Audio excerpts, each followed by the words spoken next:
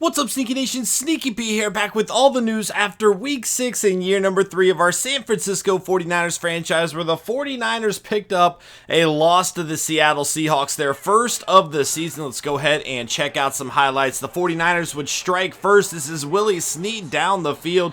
That would set things up for this Joel Edison field goal. They would take a 3-0 lead. The 49ers were not done there, though. They would get the ball back. Here is Kessler looking to throw down the right side, and it is intercepted by Richard Sherman up to the 17-yard line for the Seahawks. They are trying to get back down the field, but Zach Brown would get the ball, and he would take it past the 50, past the 40, past the 30, down to the 23-yard line. That would set up another Joel Edison field goal. The 49ers struggling to find their way into the end zone early on, but they did have a 6-0 lead. At this point, though, the Seahawks start to get back into the game. Wide open is Jimmy Graham across midfield. Then on 3rd down and 9, Russell Wilson going to connect with Doug Baldwin. And then Wilson again on 2nd down and 10 on the left side. Wide open is the rookie Wand. He had a pretty solid game down to the 2. They would eventually settle for a field goal, and we have a 3-6 ball game. The 49ers with the ball again. Dimitri Todman across midfield there.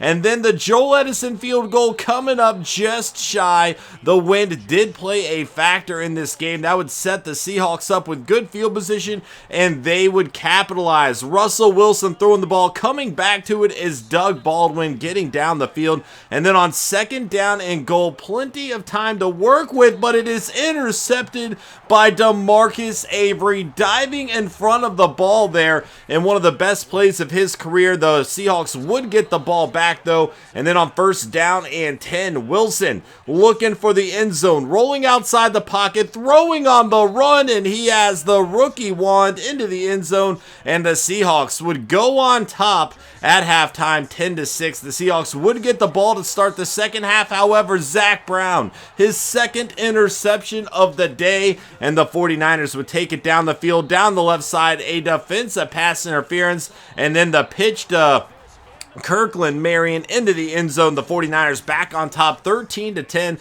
but the Seahawks would try to answer. Nice move by Rawls, juking out Sean Kendall there, and the Seahawks would tie this one up 13-13. Definitely a defensive battle taking place here. The Seahawks would get the ball back. However, Marcus Gesser with an interception. That is the 4th interception of the day for the 49ers defense.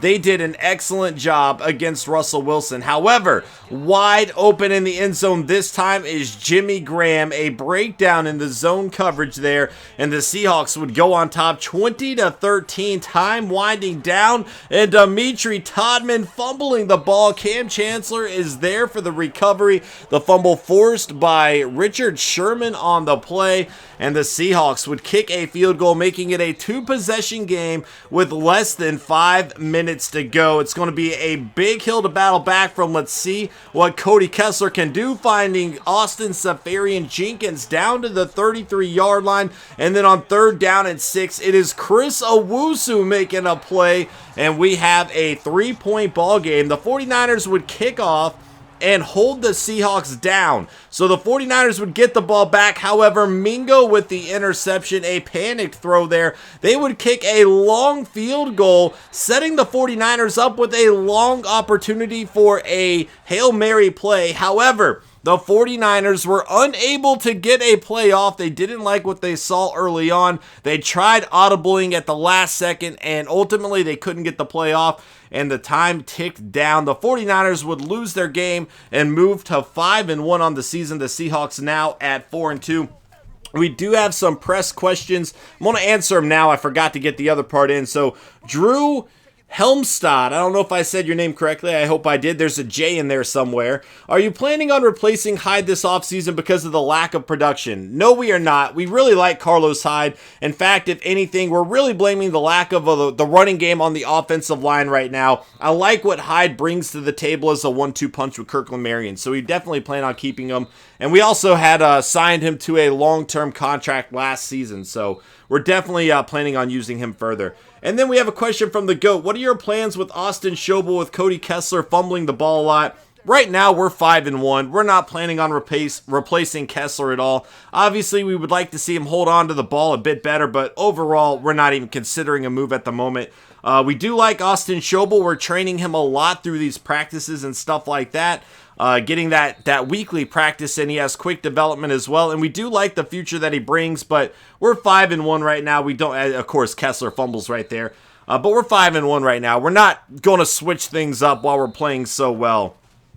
So that's going to be it for that. And then let's go ahead and get ready to check out all of the scores from around the NFL. 49ers, again, 5-1. Falcons, Jets, Saints, and the Raiders were all on a bye week. Here we have 42-21 victory for the Green Bay Packers. The Packers now are 3-2 on the season. The Vikings at 2-4. Neither quarterback, though, having a good game. 1 touchdown to 3 interceptions for each of them. But look at Eddie Lacy. 4 touchdowns on the ground. Cobb with the solid game there. Over 140 yards for him. And this is definitely a division battle. The Vikings, though, really not competing with the Packers just yet. They did go 4-12 last year. They did do good in year 1, but over the last 2 years, really not looking good. 31-10, the Bengals with a victory over the Panthers. The Bengals are now 3-3 on the season. The Panthers at 2-3. And once again, just not a good game from Cam Newton. We've really seen the Panthers struggle to move the ball through their passing attack. And Cam Newton, he's not turning it over a whole lot that we've really seen, but he's not throwing for a whole lot of yards. He's not throwing for a whole lot of touchdowns. And their team could definitely use more production from the former MVP. As we check interceptions, we are going to have nothing going on there. Fumbles forced and fumbles recovered. And we got 1 fumble by Johnson. He would recover it. 48-31, a shootout between the Bucs and the Redskins. The Bucs would get the victory. Kirk Cousins struggling in this one. 0 touchdowns, 2 interceptions on the game. But yet, no Denton Ritchie. We have still really yet to see much from him throughout his career. Ruben Randall, 114 yards and a touchdown for him. Bridges would have a touchdown. Defensively, Quan Alexander and David would lead the way in tackles. Smith, Carrigan, Golston, McCoy, and Ellis with the sacks. Alexander, Ishmael, and Watkins with the interceptions. Fumbles, we've got 2 fumbles forced, neither recovered. 45-24, another shootout here. The Titans with a victory over the Jags. The Titans now 2-4 on the season. The Jags now 4-2, so a division battle here, and the Titans are going to get the upset. And, you know, only 2 games behind the Jags right now, certainly not out of it. We are very early on in the season. And with a win like this over a Jag team that had been playing very well, maybe they're going to find themselves getting back into the picture a little bit, using this game as momentum. Patrick would lead the way in tackles. Sacks, we're going to have a lot by the Jags here. A few as well by the Titans, including Sealy Kirkendall there. Denoris Cersei with the only interception of the day. And then fumbles, we got 1 by Malik Jackson that would be recovered. 20-17, the Ravens with a victory over the Browns. This is kind of a battle of the bottom feeders here. The Ravens, their first win of the season, they are now 1-5 on the year. The Browns now 1-4. Houston Church, you know, he does okay, but he's not leading this team to wins yet. He really needs to get some more help around him. I know the Browns have been doing an okay job in the draft to put pieces around him. It's just not coming together yet, and they really need more help from their defense right now. They've got a lot of good young players on defense, and it really worked out for them in year 1. Last year, it kind of fell apart, and it's not looking good this year either. 28-21, the Lions with a victory over the Eagles. The Lions now 3-3 on the year. The Eagles now at 2-3. Not a great game there by Zach Ritchie. He did pick apart our defense, though. Nick Warfield, 68 yards, 3.1 yards a carry for him. Golden Tate, though, a monster game. 8 catches, 165 yards, and a touchdown for him. Defensively, Levy would lead the way with 9 tackles, sacks, 2.5 by Graham, 1 by Brock. Look at this. Tremaine Brock with 2 interceptions. The former 49er, we traded him to the Eagles, and he had one of the best games of his career, forcing a fumble as well. Really great game by him. 35-7, the Bears with a victory over the Rams. The Bears are now 5-1 on the season. The Rams now at 2-4. Antoine Street continues to improve as a quarterback. Only 218 yards. Not bad, not great, but he did throw 2 touchdowns without throwing an interception. He also ran for a touchdown to go with his 19 yards there.